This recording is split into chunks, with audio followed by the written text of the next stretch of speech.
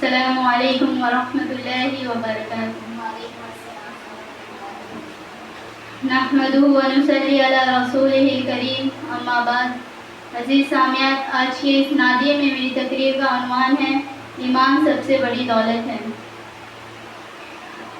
عزیز سامعات، اللہ تعالیٰ کا ہم پر سب سے بڑا احسان یہ ہے کہ اس نے ہمیں انسان بنایا اور ایک مسلمان گھرانے میں پیدا کیا۔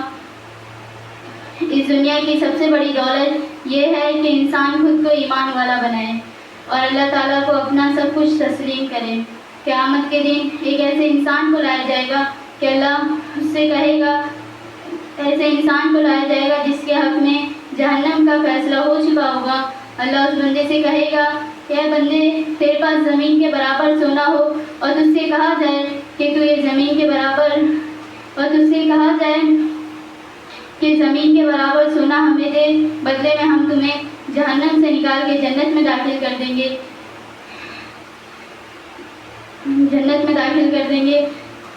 تو کیا تو دینے کے لیے تیار ہے؟ وہ بندہ کہے گا ہاں میں تیار ہوں، زمین کے برابر سونا مجھ سے لے لو اور بدلے میں مجھے جنت دے دو۔ اللہ کہے گا نہیں، آج کے دن ہمیں یہ سودا منظور نہیں، تیرے لیے دردناک عذاب ہوگا۔ سوال یہ ہے کہ ایسا کیوں ہوگا؟ کیونکہ اللہ اس بندے کے سامنے ایک آپشن رکھ کر اسے خود ناقابل قبول قرار دے گا، تو جواب یہ ہے کہ وہ ایسا انسان ہوگا جو دنیا میں اللہ پر ایمان نہ رکھتا ہوگا، جو اپنے رب کا انکار کرتا ہوگا، اور دنیا سے جاتے وقت وہ بندہ اللہ تعالیٰ کے سامنے ایمان کی دولت لے کر نہیں آئے گا۔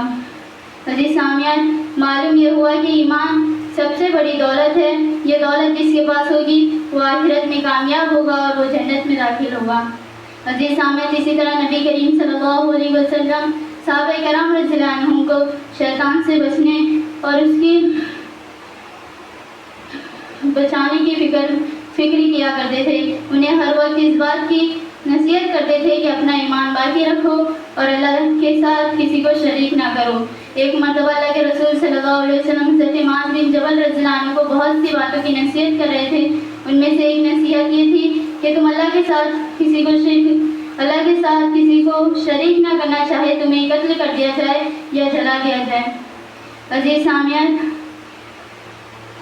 اگر بندہ شرک کرتا رہے گا تو شرک کرتے ہوئے اس کا انتقال ہو جائے گا اور وہ جنت اس پر حرام ہو جائے گی اور جہنم کا مقدر بن جائے گا۔ اللہ تعالیٰ قرآن کریم میں فرماتا ہے سورہ مائدہ میں،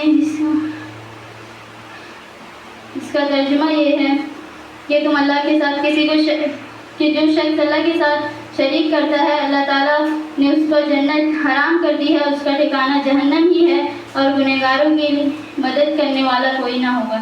عزیز سامعات، اللہ کے فضل و کرم سے اگر آپ کے پاس ایمان کی دولت ہے تو آپ اس پر رب کا شکریہ ادا کریں اور اپنے ایمان کو ہر طرح کی غلاظت و گندگی سے بچائے رکھیں، بچانے کی فکر کرتے رہیں۔ اسی طرح نبی اکرم صلی اللہ علیہ وسلم زیادہ ہدایت یافتہ اور مضبوط ایمان والا کوئی نہیں تھا۔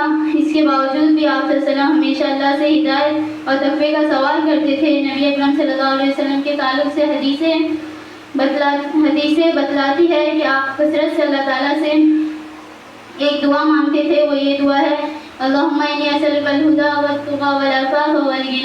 اے اللہ، میں تجھ سے ہدایت، تقوی اور پاک دامنی اور بے نیازی کا سوال کرتا ہوں۔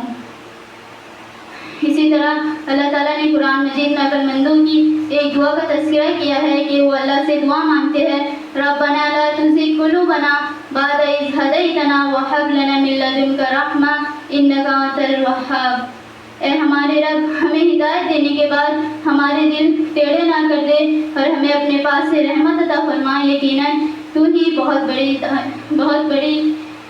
عطا دینے والا ہے۔ عزیز سامعین، ایمان لانے سے پہلے یا اس کے بعد ایک مومن کو ایمان کی تعریف بھی جان لینی چاہیے کہ ایمان کیا ہے۔ عزیز سامعین، ایمان کی تعریف کرتے ہوئے علماء کرام نے لکھا ہے کہ ایمان زبان سے اقرار کرنا ہے، دل سے تصدیق کرنا، اعضاء و جوارح کے ذریعے عمل کرنا یہ اللہ کی اطاعت سے بڑھتا ہے اور شیطان کی اطاعت سے کم ہوتا ہے۔